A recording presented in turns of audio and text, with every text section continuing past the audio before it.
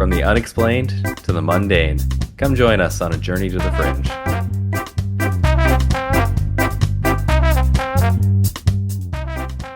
Hello and welcome to Journey to the Fringe. If we haven't made it clear yet, just email us. We're lonely. Please. We are your lonely podcast hosts, Taylor and Chelsea. Weirdly that we are too, and still lonely, but here we are, nonetheless. And weirdly enough, also a two-parter on the part two. And I'll let Chelsea go from here. Wow, that was incredible. Okay, so if you'll remember from last week, we recapped... I do not. Opus Dei. We were talking about Opus Dei and JD Vance. Right. I'm pretty sure that's what happened last week. It's been a long time. It's been a week. So we're into the fringy business of Opus Dei. Last week, we talked about how they were kind of implied with Banco Ambrosiano. What else did we talk about? Oh, the original Vatican bank fraud one. Yeah, that was the one I just said. Oh, was that? Okay. Ambrosiano. Sorry. I thought that was the Spanish bank. And then also another bank, Spain's Banco Popular. Two banks. We talked about two banks. Yeah, two bancos last week. In which Opus Dei had ties in. I'm not going to tell you all about it in this episode because that was last week's episode. You can always listen to it again. We do make that available for you. It's just a special benefit. Just email us the 20, okay? Email us. It's kind of on the honor system. So let's just jump right into the other allegations, I guess, of what Opus Dei is up to in this day and age. I hope I summarized that good enough. If not, too bad. Allegations of human trafficking. Yep. Okay. Yep. And these are called the Little Sisters. This is... Okay. That's a terrible name. I'm not looking forward to this. Yep. This one's a very dark one. Currently being discussed, and I believe in court as well in 2025, 2026. In Argentina, a group of women, former numerary assistants, if you will remember back from our Cole's notes of Opus Dei, these are the women who are segregated to be nannies, cooks, take care of all that stuff, because that's what you do as a female, who have filed lawsuits alleging that they were trafficked. They claim they were recruited as teenagers from poor families with the promise of an education under the guise of attending hospitality schools, but were instead allegedly trafficked across borders, Paraguay, Bolivia, Uruguay, where they were instead forced into unpaid domestic servitude, cleaning the houses of wealthy members for decades without pay or social security, essentially being indentured servants for God. In a major 2024-2025 legal battle, federal prosecutors in Argentina accused Opus Dei of human trafficking and labor exploitation. 43 women, mostly from rural backgrounds, who were recruited as teenagers, some as young as 12 or 16, are the victims. I'm sure there's more. These are the women who are currently involved in this legal action. I'm just curious, Chelsea, are they from one particular country, or are they just kind of from all over? It sounds like they're kind of from all over. It sounds like as being trafficked, and it looks like mainly Argentina, but we're looking at Paraguay, Bolivia, a lot of Central South America countries. Okay. For decades, they worked 12 to 15 hours a day cooking and cleaning for the elite members. They alleged they were never paid, had their wages redistributed back to the organization, and were often denied Social Security or pension contributions.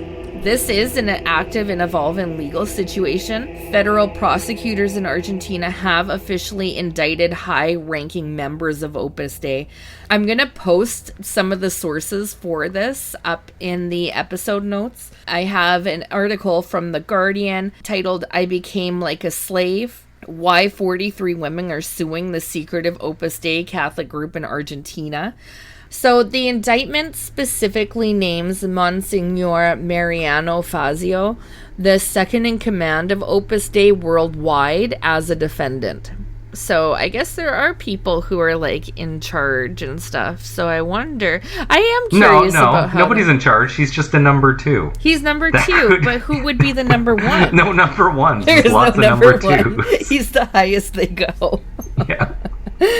So remember back from the last episode, Gareth Gore, who wrote that book, which was a little bit of a spoiler alert, because along with that, when I told you the topics, I did say human trafficking.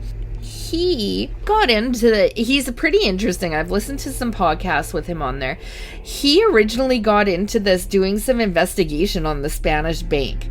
And he got into, he ended up writing this crazy book. He's the guy who was on Majority Report. Gareth Gore. Yeah. Yeah, so there you go. I will give that a listen. So he reports on this as well.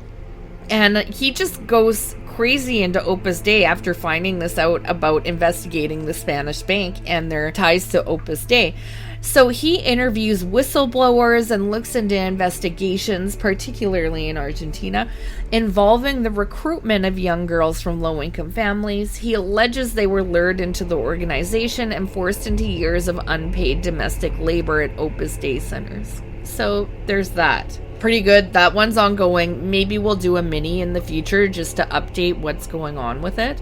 The next is, as I mentioned in our last episode as well, Opus Dei, you kind of get some cult vibes off of it, right? Oh, yeah, for sure. Yeah.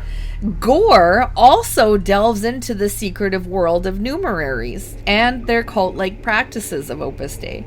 If you'll remember, the numeraries are celibate members who live in gender-segregated houses. He details the mortification of the flesh, which is the use of the cellus, the spiked chain around the thigh, and the discipline, whip, I guess that means, with no further details. So good notes, Chelsea. Good work. No notes. No notes. No more details. Just whip.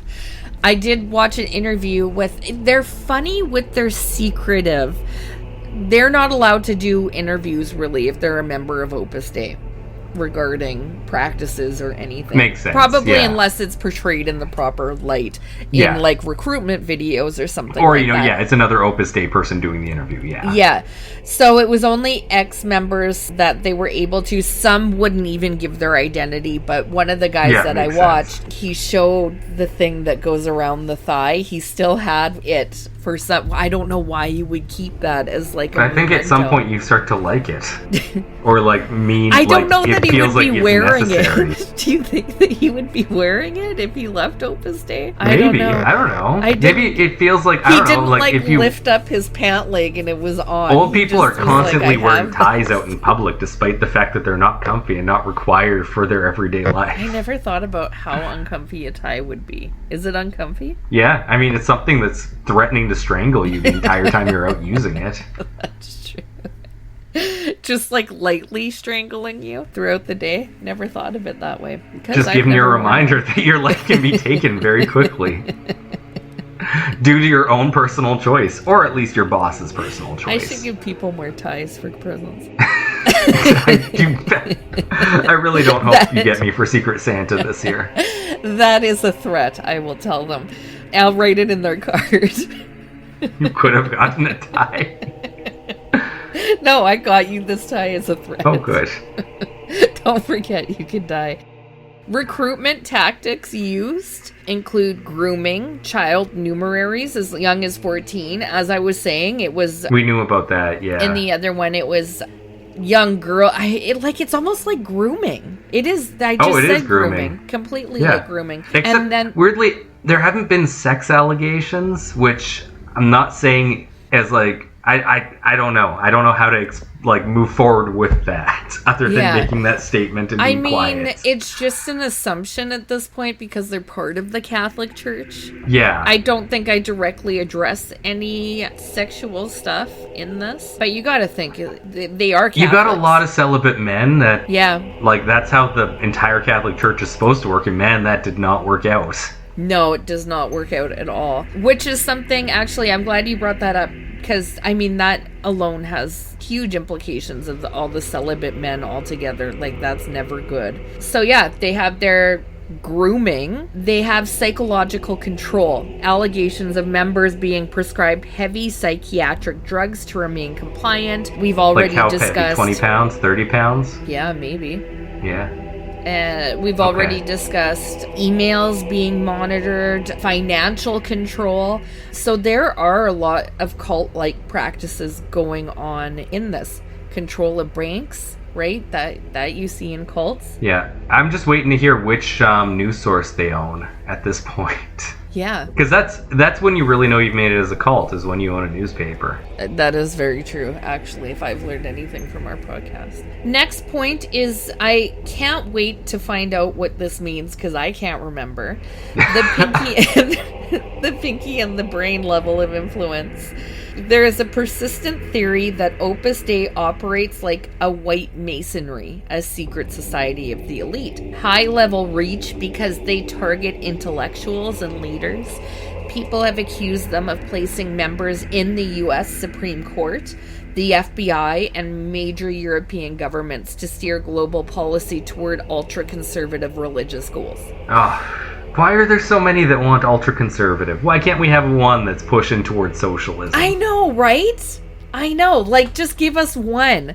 Come on, Opus Dei.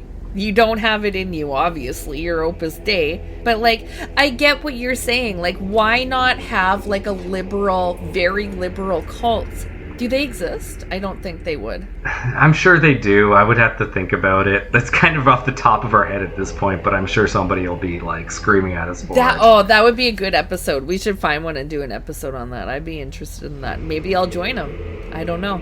I don't know yet. I haven't heard the episode, so I don't know if I'm interested yet. Maybe one day I'll find out. Okay, so they have high-level reach, which we kind of did discuss in this episode or the last one. I can't remember now. They're all blending together. It's been a week. How am I supposed to remember? Well, J.D. Vance is out there. Like, we talked about him fairly J.D. early Vance. on. Something about him. The shadow government. Critics point to their $47 million headquarters in Manhattan and their influence in Washington, D.C. as evidence that they aren't just a prayer group, but a political lobbying machine disguised as a ministry with ties even to the current president. Good point. That's a very good point, my notes. I still don't know what pinky and the brain level of influence means, though. Who came up with that? The next one is modern slavery in plain sight. Whistleblowers like Eileen Allen, whose memoir, I Am Eileen, was recently released, describe a life of total control. She was an Opus Dei member, in case I don't say that. Quick question for you, Chelsea. Yeah. Are most of the people that are complaining about Opus Dei women? Yeah. Okay. So the celibate men actually don't, like, overall aren't complaining that much about the situation. Well, no, I can't say that. No, and you did say some, like he does interview them, but yes. It just seems like the specific ones who are coming out, like the lawsuit and then this woman, are women. Yeah, you're not wrong. I did not include any men, it looks like, so far. I don't believe I do. No, but you did talk about that. You did talk about that one that Gareth Gore did interview, who still keeps his thigh slasher thing. That was not Gareth Gore. That was just a documentary that just an interview. Okay. did. There were lots of men in there speaking out about them. These ones are more... It seems like women are more easily going on record about it then. But they're they're not getting, it doesn't seem like, to positions of power within Opus Dei. They're actually treated quite poorly, and it basically is modern slavery. Like, they're not, their role within this organization is being a slave. Oh, is to be a maid. Yeah. An unpaid maid. It is that, and that is slavery. So so they do have more to complain about. I mean, the men just have to complain about, like, being celibate. Yeah, but the women complain about being celibate, but also a slave. Yes, exactly. So, I guess the men can come out and talk out against it. These are what I believe to be a lot more controversial than just the men being like, I had to. But the men are technically... flagellate. But do the men technically not meet the definition of slavery too, in that they don't have any money? That's true. Because they have to give it all to the church. That's true. But also, I don't know, does that meet the definition of slavery? I don't know. What is the definition? Because they get, I have a vague idea of what slavery is. But then they have to give it all to the church. How do you define that's a fair point. Slavery? Like, what is the definition? The state of being a slave. Oh, good. Yep. That's exactly Thanks, what we Google. were all thinking. You've been optimized so well. Okay, let's see. Merriam-Webster Dictionary defines slavery as the practice or institution of holding people as chattel, involuntary, and under threat of violence. The state of a person who is forced, usually under threat of violence, to labor for the profit of another. A situation or practice in which people are coerced to under conditions that are exploitative. Submission to a dominating influence. Yeah, it does fit I guess they both do. So it's just like different coercions and situations that they find themselves in, but yeah. So Opus Dei, slave owners. Slaves. Just in general, not just female slaves. Yeah. Let's continue to talk about modern slavery in plain sight. Whistleblowers like Eileen Allen, she describes a life of total control. Directors allegedly read all incoming and outgoing mail. Even phone calls to parents were monitored or forbidden. Members were often told that leaving the group was betraying God and would lead to eternal damnation for their entire family. That would be hard if you really believe in a religion. Yeah, but that's like the Jehovah's basically say that too. That's true. Although the Most question really is, are religions they would say cults that. too? Mm-hmm. Yeah. And we really run into really fine questions about what makes a cult versus a religion. Yeah, in my eyes, all the same. Slavery probably makes the cult. Yep, it does. I believe that's a fact. Many members found themselves with zero savings or even bank accounts after decades of service, leaving them trapped because they had no financial means to escape. That's financial abuse. That is the hard thing. Yeah. No, nobody can leave because where are they going to go? Because they don't have nobody anything. Has a bank account. Yeah. That's crazy. Allen describes how the organization allegedly used the blacklist of forbidden books and films, and how directors would routinely read and censor members' personal letters to family. That's insane. She details the vocational trap where leaving the group was equating with losing your soul or spiritual suicide. Eileen's account provides the internal perspective of the psychological and physical control used within the centers. Yeah, so slaves. Next one, the Silas and mind control. Pop culture, thanks to the Da Vinci Code, loves the scary monk trope. Celibate members do use the Silas, the spike chain, as we've clarified multiple times in these episodes, and the discipline, usually for 2 hours a day or during specific prayers. Ex-members have described psychological coercion, where directors, I almost called them dictators, read their outgoing mail, dictated which books they could read, and forced them to confess their private thoughts to lay superiors, not just priests, which is a huge no-no in standard Catholic practice. While Opus Dei publicly downplays corporal mortification as minor discomfort, whistleblowers describe a more intense psychological environment. The Celis. Former members confirm the use of the spiked thigh chain for 2 hours daily to describe it as leaving small prick holes in the flesh that made them self-conscious about ever wearing a swimsuit or shorts around non-members. Some members were encouraged to sleep on the floor or without a pillow as a form of nightly mortification. I did see one that was made to use a phone book instead of a pillow. Like as punishment or because they had to memorize it? The phone book? Yeah. Both. Okay. Yeah. Founders allegedly taught that the body must be beaten into a slave so it doesn't turn traitor to the spirit. Aha. Yeah. A source for this one, the case against Opus Dei, National Catholic Reporter. I'll throw it into the episode notes for you to do much more research or little research. It's a do-as-you-choose type thing. It'll be in the notes waiting for you if you want those. We have no forced homework on this podcast. Yeah, it's true. So, we have some current drama going on with the Pope. The current Pope, Pope Leo, I think we landed on 9th. Ninth, maybe. yes. This is actually a hot topic in the church right now. As of late 2025, early 2026, Pope Leo IX, following the lead of Pope Francis, has been tightening the leash on Opus Dei. For decades, the leader of Opus Dei was usually made a bishop. What? Like, so at the Vatican? Just a high-up person. That is insane. Now, the Vatican says he cannot be a bishop no more. Yeah. The Vatican wants to make sure Opus Dei is seen as a group of regular people, the lay people, as they had said, serving God, rather than a mini church within the church. They're basically being told you're a service club for the soul, not a private kingdom. By Pope IX. Leo the Ninth. Yeah, Leo. Forgot the Leo there.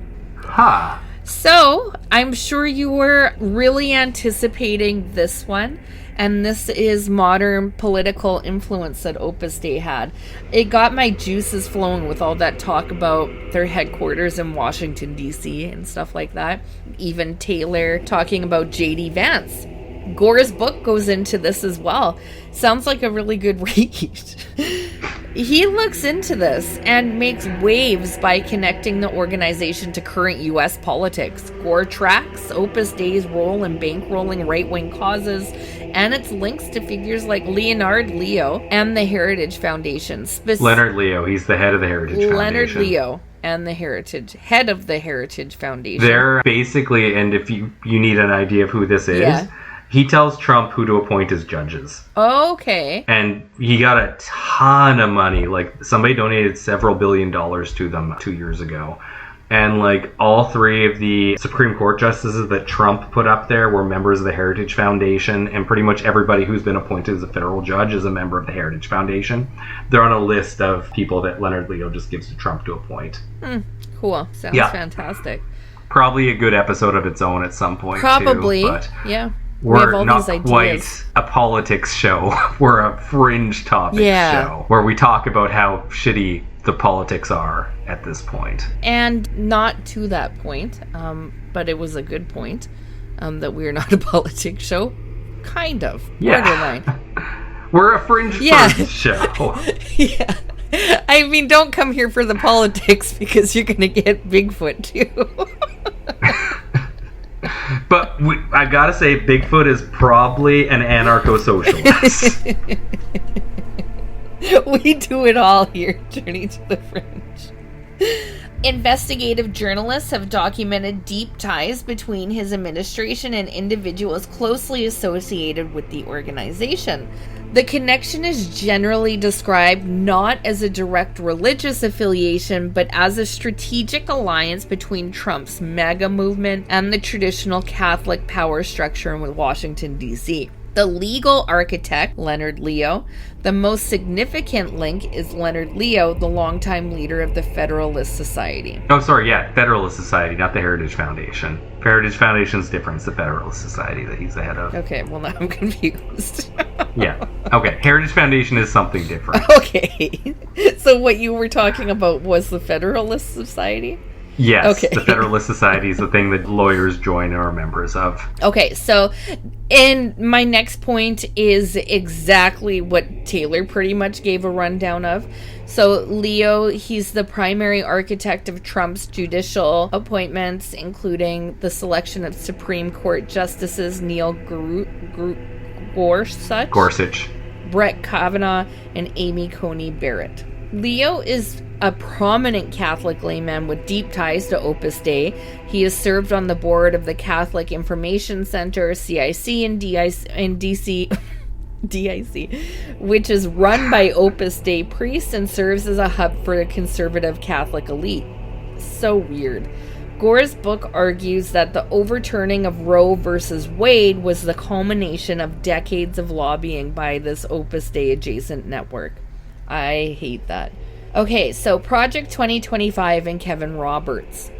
Kevin Roberts, the president of the Heritage Foundation, which is a totally different thing, I guess, from the Federalist Society, from what I've learned so far. They are. It's, that one's a, what was their name? Koch brothers thing. They funded it as a political movement.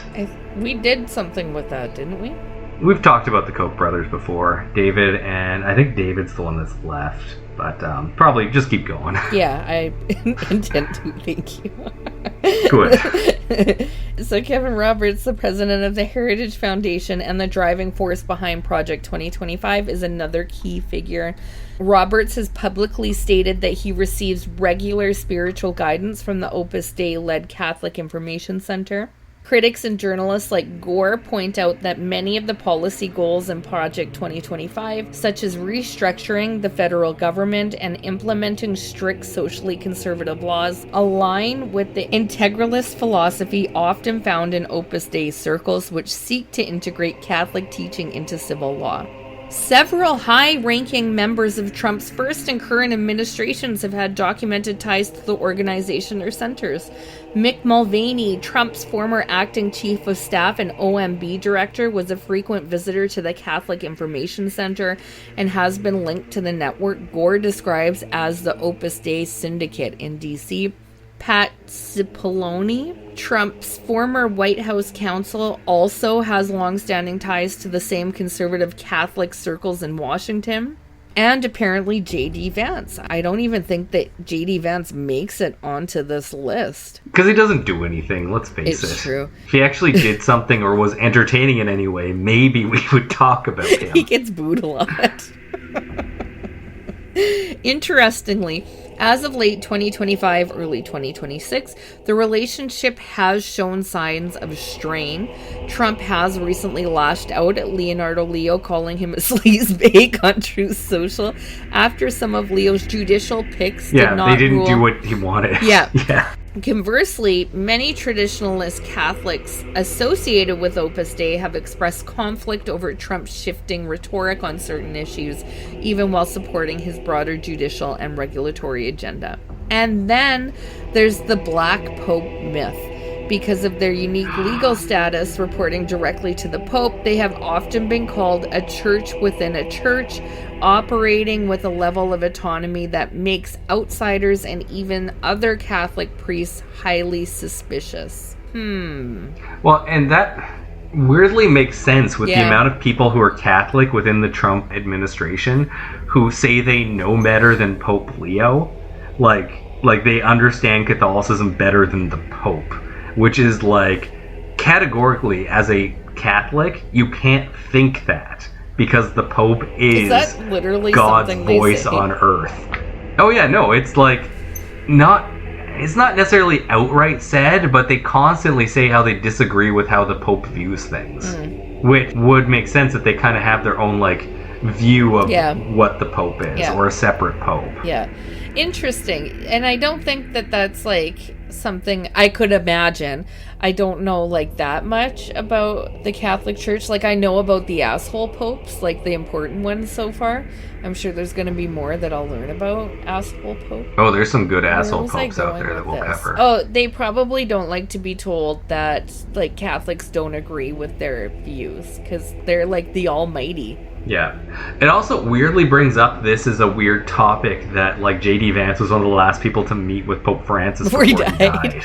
Interesting. There's an Opus Dei tie there as well. Yeah. I didn't even think And here I thought it was just the black hole of his charisma that sucked into the last fleeting life force of the Pope. And then he dies. Anyhow, we got this tie as well between Trump and Opus Dei. It's essentially transactional. Trump provided the political power to appoint conservative judges and enact specific policies, while the Opus Dei-linked intellectual and legal network provided the dark money, the vetting process for judges, and ideological blueprint, like Project 2025, to run the government. So that's the end of my Opus Dei episode. It's 2 episodes with Cool's notes versions. I can't do a 25-parter Opus Dei episode for you. I just can't. They use influence. They use money. They have 2 corrupt banks, at least so far. And apparently everybody's wages that they're of the slaves that they own. So they have a lot of money, and it's just crazy. Yeah, and they just seem to be getting more powerful, which is crazy. Because they're just getting more and more money, and then this is where you see people with a lot of money then go to Washington, D.C., for example, and then they use their influence there to influence conservative politics because they have the money, they have the people and influence, and it's just crazy how kind of far it goes. And that's where I can see the connection. And how easily it moves, yeah. With secret societies because of, like, the tentacles that it reaches out. And it's not a good organization. And which is crazy that money has that much influence. It shouldn't have that much influence when it comes to politics. You see it all over the place, and it's just another tentacle. I don't know why I'm thinking so much about tentacles right now.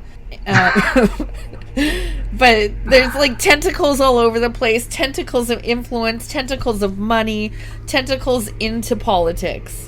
It's just a tentacle. It's just tentacles. Knots. That's all the world really is. Tentacles. So that's Opus Dei. Huh, yeah, and tentacles. Sadly, I don't think this will be the last time that we have to talk about them because I don't see their power waning in the near future. No, hopefully a little bit with number 9. Leo, taking it away a little bit. No, that's with the church. I'm worried more so that it's going to be a political movement in the States for a long time coming. I mean, even the Pope's not going to take that away. He's just not. So I guess we just kind of, this will likely, sadly, be an update in the future where we talk about how, remember that time where we weren't all ruled by Opus Dei? Yep, that's where my mind went as well. Yeah. But I guess in the meantime, I have been Taylor, here with Chelsea. We are Journey to the Fringe. Thank you all for listening, and we'll see you next week. Tentacles. Thank you for listening to Journey to the Fringe. If you have liked what you have listened to, please like, share, subscribe, or follow, depending on what venue you are listening to us through. Also, please, if possible, leave a 5-star review, as that really helps us in the algorithms. Should you wish to interact with us, please check us out on your social media of choice. I bet you we are there. And if you really want to communicate with us and give us ideas for new episodes or tell us that we're wrong and terrible, either way, please send us an email at journeytothefringe@gmail.com. For now, I'll see you in the next episode.